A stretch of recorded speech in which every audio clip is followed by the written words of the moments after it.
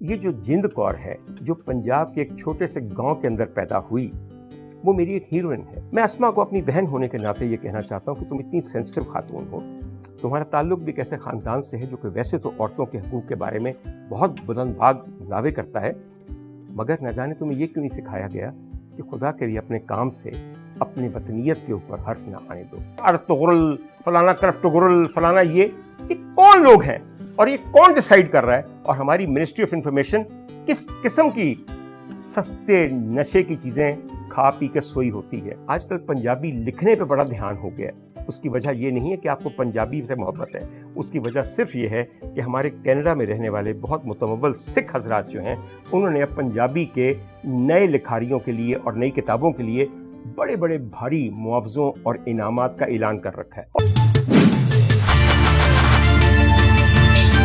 خواتین حضرات، loud speaker کے ایک اور ایپیسوڈ کے ساتھ ڈاکٹر عمر عادل آپ کی حاضر خدمت ہے۔ مجھے سب سے پہلے آپ لوگوں کا شکریہ ادا کرنا ہے، کیونکہ جس عمدگی کے ساتھ آپ ہماری اس کاوش کو سہرا رہے ہیں اور جتنی تعریف آپ لوگ کرتے ہیں اور آپ کے کامنٹس پڑھ کے جتنا میرا دل بڑھتا ہے وہ میں آپ کے سامنے بیان نہیں کر سکتا۔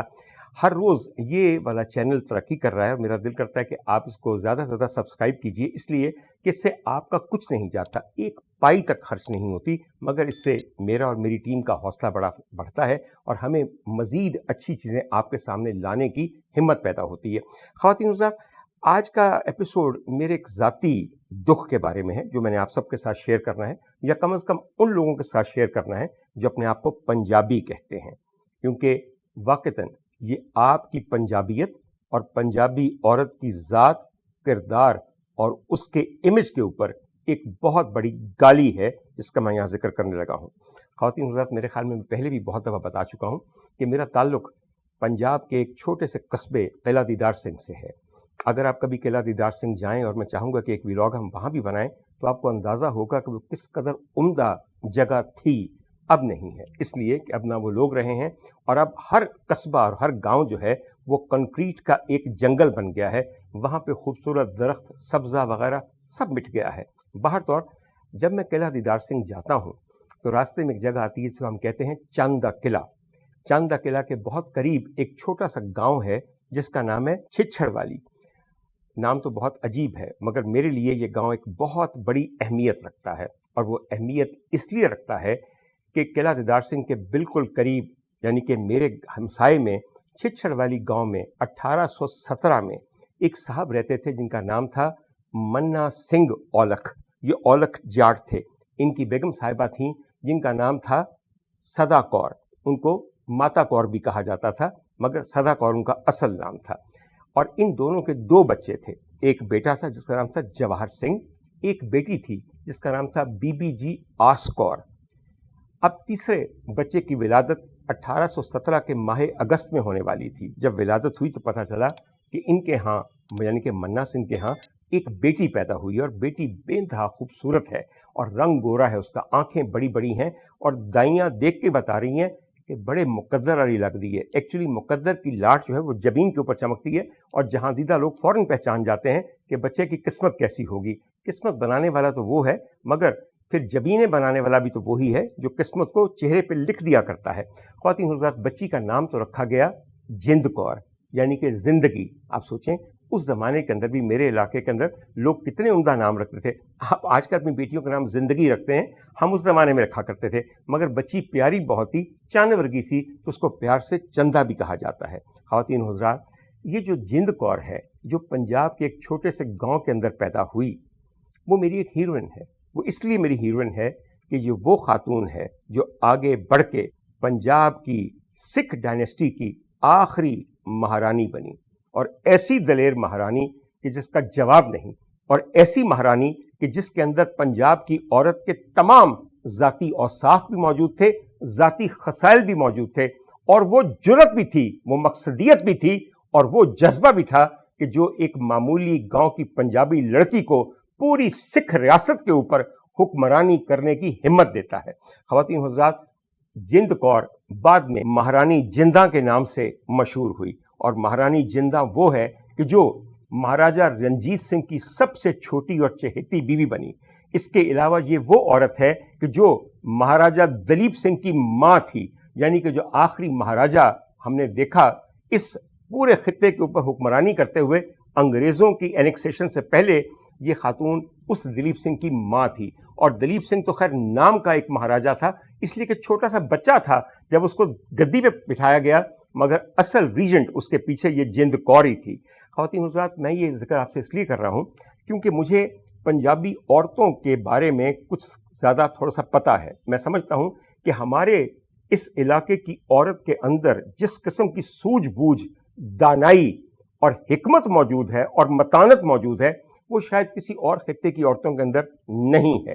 مگر افسوس کی بات صرف یہ ہے کہ پنجابی عورت کو جب بھی میڈیا میں پورٹرے کیا گیا، جب بھی اس کو امیج بنا کے پنجابی میڈیا کے اندر پیش کیا گیا، یا پاکستانی میڈیا کے اندر پیش کیا گیا، یا بھارتی میڈیا کے اندر پیش کیا گیا، اس کو ایک مذاق بنا کے رکھ دیا گیا، ایک کیریکیچر، ایک کارٹون بنا کے رکھ دیا گیا.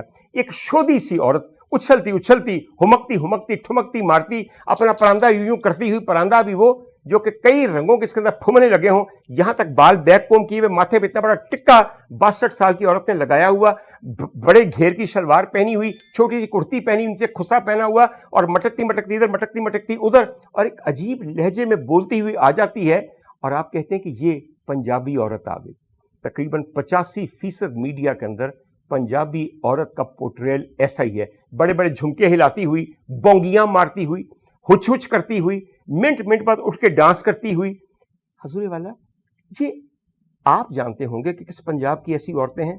میں کم از کم بحیثیت پنجابی ان کو قطعاً نہ پہچانتا ہوں اور نہ ہی پہچاننا چاہتا ہوں. خواتین حضرات، یہ جو غصہ مجھے چڑھا ہوا ہے، یہ کافی دیر سے چڑھا ہوا ہے.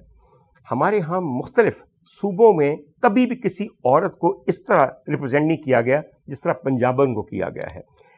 اس لیے کہ آپ نے کبھی دیکھا ہے کہ کراچی ٹیلی ویژن سے یا کراچی کسی چینل سے ایک ڈرامہ شروع ہو، اس میں لکھا ہو سندھی لڑکیاں، یا پشاور سے کسی نے کہا ہو پٹھان عورتیں، اس کے اوپر ہو. مگر پنجاب والے، بھئی آپ کی غیرت پہ ہم قربان جائیں، آپ کے جذبہ برداشت پہ ہم قربان جائیں، آپ کے قلبی وسعت پہ ہم قربان جائیں، کہ جو پنجابی کڑیاں کے نام سے پروگرام دیکھتے ہیں، اور آپ کو شرم نہیں آتی کہ آپ کے گھر کی بیٹیاں، بہنیں اور ماؤں کو یوں پورٹرے کیا جا رہا ہے. ایک دفعہ ذرا ٹھنڈے دل سے سوچیں کہ کیا پنجاب میں اس لہجے میں کوئی بولتا ہے ہم یہ کار لیتے ہیں، تم آئی نہیں، کہاں مر گئے ہو. خدا کا واسطہ ہے، جتنی شستہ اردو پنجاب والوں کی ہے، ارے وہ تو مضافات لکھنؤ اور امروہہ کی نہیں ہے. ویسی میں آپ کو دور کہاں جائیں، پچھلی صدی کے سب سے بڑے شاعروں کے نام گنیے، کیا سب پنجاب کے مختلف گاؤں میں پیدا ہوئے، یہیں پلے بڑھے یا نہیں؟ اور آج اردو ادب کے وہ ستون ہیں. علامہ اقبال کو لیجئے، حکیم الامت ہیں، شاعر مشرق ہیں، آپ کے قومی شاعر ہیں. آپ بتائیے ذرا کہ علامہ کیا کہیں فیض آباد میں پیدا ہوئے تھے، یا دکن سے فارغ التحصیل تھے، سیال کوٹ میں پیدا ہوئے تھے؟ نور محمد صاحب ایک جالی کاٹنے والے، برقوں کی جالی کاٹنے والے کے گھر وہ پیدا ہوئے تھے. خواتین حضرات، ان کے بعد کی بات کر لیتے ہیں. آج کل فیض صاحب ایک فیشن ہے، اور بہت دیر سے فیشن ہے. فیض صاحب کا صرف نام فیشن ہے. فیض صاحب کا پیام، ان کی شاعری، ان کی تمام چیزیں قطعاً فیشن نہیں ہیں، کیونکہ پھر ذرا پکڑ ہو جاتی ہے نا. اس لیے کہ فیض صاحب تو آزادی اظہار میں یقین کرتے تھے. انہوں نے تو ہر حلقہ زنجیر میں اپنی زبان رکھ دی تھی کہ جب ان کی انگلیاں کاٹ دی گئیں، ارے وہ تو سحر کے منتظر تھے کہ یہ جب شب گزیدہ سحر چھٹے تو وہ آئے. مگر آج آپ شب گزیدہ سحر، آج کی سحر کو کہیں تو آپ کی زندگی کی شمع گل کر دی جائے گی.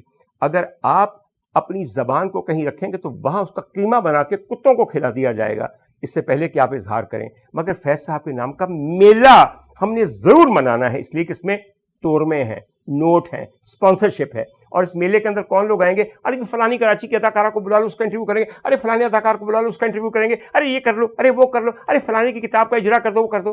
حضور والا، وہ مزاحمت کہاں گئی؟ وہ بغاوت کہاں گئی؟ وہ ایسی صبح کا سپنا کہاں گیا کہ جب سب کے حقوق برابر ہوں گے؟ وہ خواہش ازلی کہاں گئی کہ ہم وہ دن دیکھیں جب تخت اچھالے جائیں گے، جب تاج گرائے جائیں گے؟ ہم دیکھیں گے، نہ جانے کب دیکھیں گے.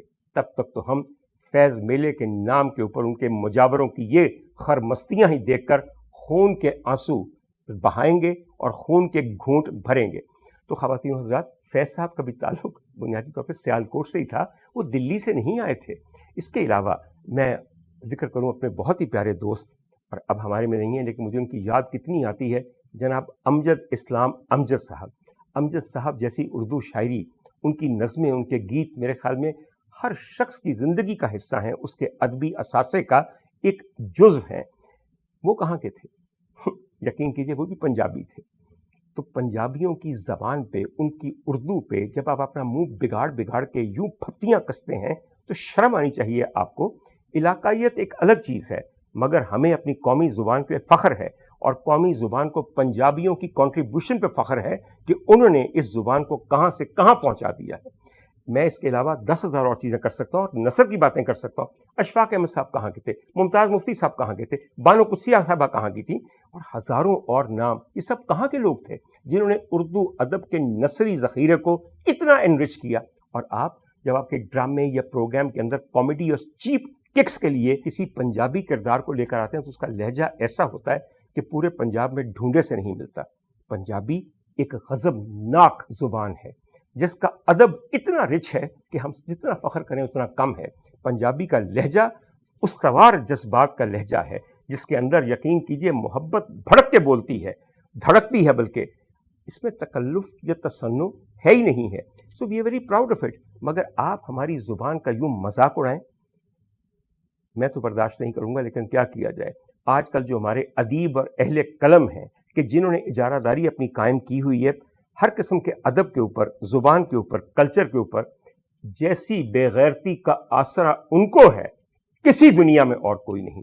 जैसी मुनाफिकत का मसलक उन्होंने अपनाया हुआ है दुनिया में कहीं नहीं। अभी फरवरी का महीना होकर गुजरा है, आपको मैं एक दफ़ा टाइम टेबल दिखाऊंगा कि 25 मुख्तलिफ मेले हुए हैं। माँ बोली दिहाड़, पंजाबी दिहाड़, पंजाब रहकल दिहाड़, फलाना दिहाड़, सब पंजाबी सकाफत और ज़बान के मुतल्लिक है। मजाल है किसी ने एक दफ़ा ये कहा हो कि जो पोर्ट्रेल है इस ज़ुबान के बोलने वाले मर्दों और औरतों का, वो क्या है? वो तो एक मजाक है, वो तो एक भौंडा तरीन कॉमेडी का किरदार है। ख़वातीन हज़रात, मेरी बहुत अच्छी अजीज़ा हैं जिनका नाम अस्मा अब्बास है। मैं नाम लेके इसलिए बात कर रहा हूँ क्योंकि मुझे वो बहुत अजीज़ हैं। न जाने किस मजबूरी के तहत उन्होंने एक अपना ये प्रोग्राम करना शुरू किया है जिसका नाम पंजाबी कुड़ियाँ है। मैं अस्मा को अपनी बहन होने के नाते ये कहना चाहता हूँ कि तुम इतनी सेंसिटिव खातून हो, तुम्हारा ताल्लुक भी एक ऐसे ख़ानदान से है जो कि वैसे तो औरतों के हकूक़ के बारे में बहुत बुलंद भाग दावे करता है, मगर न जाने तुम्हें ये क्यों नहीं सिखाया गया कि खुदा के लिए अपने काम से अपने वतनीयत के ऊपर हर्फ ना आने दो। ये बताइए, ये छन को मन को, ये एक खातून का घर के अंदर ढोलक वाले के साथ लेके बैठा होना, अपने आंगन के अंदर टिक्का लगा के सारा दिन वहाँ बैठे रहना और ढोलक वाले की हर 2 मिनट थाप के ऊपर थिरकना शुरू कर देना, मटकना शुरू कर देना, क्या ये वाकई पंजाबी रहतल है? ये पंजाबी लाइफस्टाइल है? क्या ये पंजाबी औरत ये करती है? क्या आज के ज़माने में कोई ऐसी पंजाबी औरत आपको मिलती है, या आपने कैरिकेचर को हवा देनी शुरू कर दी है? ये चीज़ें वक्ती तौर पे शायद एक ख़ास किस्म के तबके के अंदर जो खराफात को देखने और सुनने का आदी है उसमें तो कामयाब हो सकती हैं, मगर किसी भी हसास और गैरतमंद पंजाबी के लिए एक बहुत बड़ा नुक्ता एतराज़ है। अब मेरी और अस्मा के दरमियान में बहुत सारी ऐसी सहेलियां हैं जो कि शायरात भी हैं, अदीबाएँ भी हैं और कल्चर पे भी नज़र रखती हैं, मगर मैं उनका रोना रो चुका हूँ, इसलिए कि उनकी तमाम की हकीकत मुझ पे आश्कार हो चुकी है। वो मसलहत की मारी हुई बीबियाँ हैं, वो कभी कलमा हक नहीं कह सकती, इसलिए कि उनको डर लगता है कि अगर उन्होंने किसी के बारे में सच बोल दिया तो वो शख्स हमारे बारे में सच बोल देगा और फिर हमारी कली खुल जाएगी। बड़ी बड़ी शायरात हैं, मजाल है कभी वो ये कहें कि शायरी के ज़रिए हम ये मुज़ाहमती नुक्ता उठाने लगी हैं। बड़ी बड़ी कलमकार हैं, मजाल है अपनी किसी तहरीर के ज़रिए ये कहें कि ऐसे नहीं ऐसे होना चाहिए, औरत के हकूक़ ये हैं, आजकल के दौर में सबके हकूक़ सल्ब है, उसके बारे में हमें ये कहना चाहिए। सब लोग मस्त हैं GOR की PCOM मेस खाने में, मुख्तलिफ़ पार्टियों को उड़ाने में, मुख्तलिफ़ और घटिया किस्म की जगह पे जाके एक दूसरे की सताइश करने पे। हमारे तमाम अहले कलम आज एक अंजुमन सताइश बाहमी है। अपनी जब सताइश कर लेते हैं तो फिर हुकूमत वक्त की सताइश करते हैं और किसी और चीज़ की तरफ ध्यान नहीं देते। किसी और चीज़ की तरफ ध्यान दें तो क्या उसमें ओहदे मिलते हैं, क्या उसमें पोजीशंस मिलती हैं, क्या उसमें मरात मिलती हैं, क्या उसमें मुख्तलिफ मुल्कों में, दुनिया के मुल्कों में आपको दावतनामे दिए जाते हैं? कतन नहीं। और वैसे भी सहेलियों का हक अदा करती हैं। शायरात और अदबी औरतें जो हैं या अदबी औरतें जो हैं وہ کسی انسانی حقوق کا ساتھ نہیں دیتی۔ خواتین حضرات، میں آپ سے ذکر کر رہا تھا شروع میں کہ میری ایک ہیروئن ہے جند کور، مہارانی جنداں۔ میں اسے پنجابی عورت کے لیے ایک مثال سمجھتا ہوں۔ میں نے آپ کو یہ بتایا کہ یہ منا سنگھ اولکھ کی بیٹی تھی۔ منا سنگھ اولکھ بنیادی طور پہ شاہی کینل کا، شاہی کت خانے کا انچارج یا سپروائزر تھا۔ رنجیت سنگھ کے زمانے کے اندر ایک شاہی کینل ہوتا تھا جہاں کتے پالے جاتے تھے، شکاری کتے یا حفاظت کرنے والے کتے۔ اب آپ دیکھ لیجئے، آپ حیران ہوں گے کہ بھئی یہ تو یعنی کہ سکھوں کے زمانے سے حکمران کتے پالتے رہے ہیں، فرق ہے اس میں۔ اس زمانے میں کت خانے کے اندر کتے پالے جاتے تھے، آج کت خانے کے اندر انسان پالے جاتے ہیں جو کتوں کی طرح بھونکتے ہیں اور بھونکے ہوتے ہیں اپنے مالکوں کے۔ اور آپ یقین کیجیے ان میں سے کئیوں کی شکلیں بھی بھونک بھونک کے بالکل کتوں جیسی ہو گئی ہیں۔ اگر آپ کا دھیان ادھر نہیں گیا تو اگلے پروگرام میں آپ کو دکھاؤں گا۔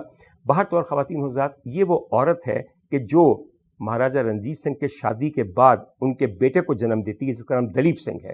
مہاراجا رنجیت سنگھ سے ان کی شادی ہوتی ہے 1829 میں، اور 10 سال بعد 1839 کے اندر مہاراجا رنجیت سنگھ اس دنیا کو چھوڑ جاتے ہیں۔ ان کے بعد یکے بعد دیگرے کچھ سالوں میں کئی ولی عہد مہاراجا بنے۔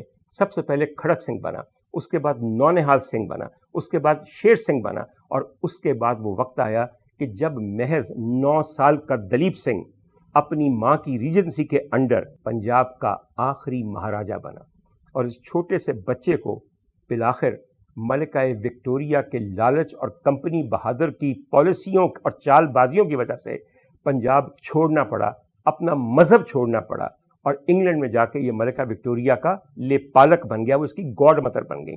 اور اس سب چیز کے پیچھے ان کا ایک بہت بڑا لالچ تھا، کیونکہ کوہ نور جو دنیا کو اس وقت سب سے قیمتی ہیرا تھا، وہ لاہور کی ٹریجری میں یعنی کہ مہاراجا رنجیت سنگھ کے خزانے کے اندر دمکتا تھا، اور ان کے بازو کے اوپر ایک بازو بند میں چمکتا تھا، اور وہ ملکہ نے فوراً اپنے قبضے میں کیا اور اپنے سینے پہ ایک بروج کی شکل میں لگا لیا۔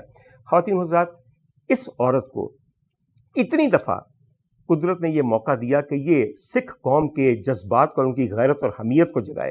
ایک دفعہ خالصہ والے بیٹھ کے کر رہے تھے کہ ہم کس کو بنائیں اور کیا کریں، اور کیا انگریزوں سے جنگ لڑیں یا نہ لڑیں، تو اس عورت نے پردے کے پیچھے سے اپنی چوڑیاں اتار کے ان کے منہ پہ ماری کہ تم چھوڑو، میں ہتھیار پکڑ لیتی ہوں اور میں مقابلہ کرتی ہوں انگریزوں کا، تم یہ چوڑیاں پہن لو کیونکہ تمہیں زیادہ سجتی ہیں۔